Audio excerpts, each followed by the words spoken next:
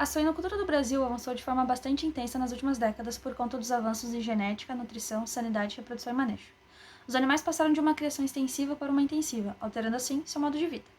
No Brasil, a maioria das raças são europeias e norte-asiáticas, adaptadas às condições mais frias. Desta forma, o estresse calórico representa um dos principais limitantes da produtividade, onde regiões tropicais, ou quentes, predominam em sua maior parte aqui no Brasil. É imprescindível que saibamos quais são as capacidades fisiológicas de adaptação a essas condições, buscando máxima produtividade do plantel que está ligado ao bem-estar dos animais. O bem-estar está amplamente difundido não só visando as melhores condições humanitárias da criação, mas também o aumento da produtividade do rebanho.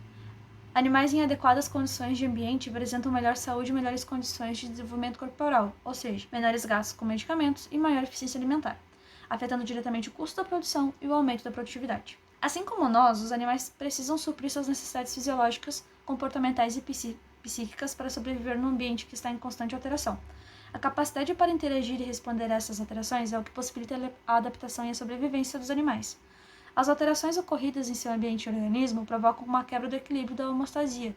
A capacidade de adaptar-se sobre essas alterações é chamada de metabolismo do estresse. O estresse, então, é toda a resposta fisiológica do animal, provocada por alguma alteração da homeostasia, do equilíbrio, que busca sempre fornecer ao corpo subsídios para responder e adaptar-se a essas alterações. Quando um processo estressante é prolongado, haverá transtornos no organismo, refletindo em alterações produtivas, reprodutivas, comportamentais e psíquicas. Precisamos compreender o estresse e a resposta do animal a ele, e por isso precisamos entender a causa do estresse para que possamos agir na minimização de seus efeitos. No vídeo que vocês estão vendo, está ocorrendo um estresse por variação de temperatura. É normal que o suíno sofra com estresse por causa do frio, principalmente em animais jovens, como é o exemplo esses que estão na primeira semana de crescere após desmame. Eles tendem a ficar aglomerados na baia para tentar se manterem aquecidos e, em algumas situações, isso pode chegar a limitar o seu consumo de ração. O ideal é que os animais fiquem dispersos nas baias, consumindo ração e água à vontade. Eu vou citar algumas alternativas que podem ser adotadas para reduzir ou prevenir os prejuízos que são causados pelo estresse.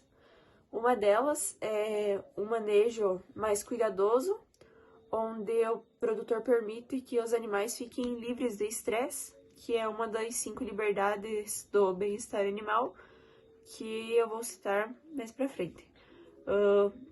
Além do manejo, em algumas situações pode ser utilizado uma formulação que permite reverter o quadro do estresse, que não é nada mais que uma vitamina B12, que vai atuar na diminuição da concentração de cortisol no organismo do animal, diminuindo assim o efeito do desconforto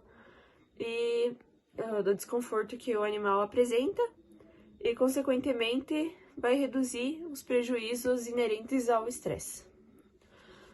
As 5 liberdades do bem-estar animal são animais livres de fome e sede, livres de desconforto, animais livres de dor, injúrias e doenças, animais livres para expressar seu comportamento e animais livres de medo e estresse.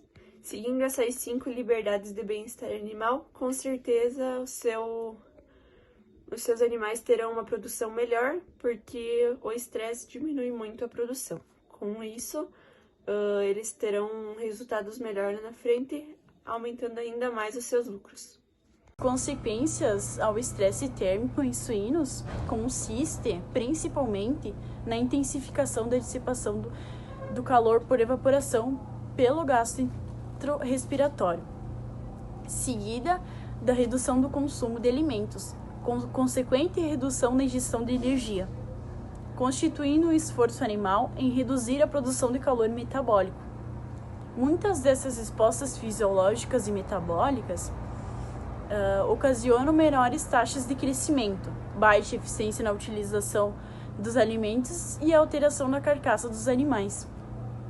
Os suínos são animais com excelentes níveis de produção e reprodução, porém, Um dos seus desafios hoje na suinocultura está relacionado principalmente com a máxima exploração do seu potencial genético. Quando confinados em sistemas intensivos, os animais são postos a condições adversas. Assim, mudam os seus comportamentos de uma forma geral e principalmente em relação à ingestão dos alimentos, que é alterada, ocorrendo então uma queda dos seus índices zootécnicos. O canibalismo em suínos pode estar relacionado a erros de manejo, como superlotação, desmame, temperatura inadequada, altos níveis de amônia, competição por ração ou até mesmo a falta de enriquecimento ambiental.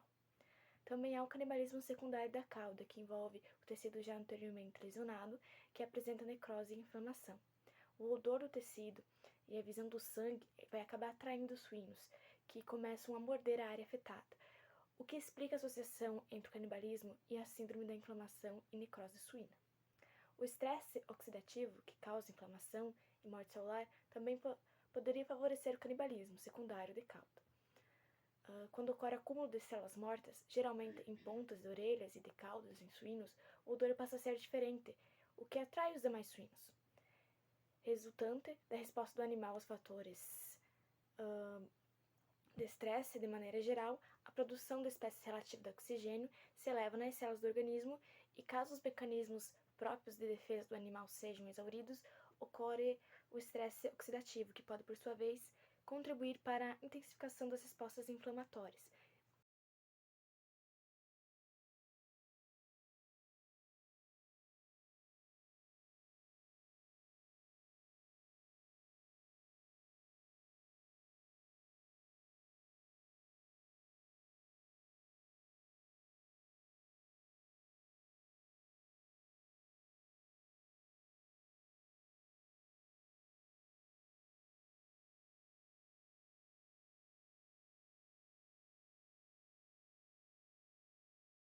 O ambiente térmico em uma instalação geralmente engloba os efeitos da radiação solar, da temperatura do ar, da umidade relativa do ar e da velocidade do vento.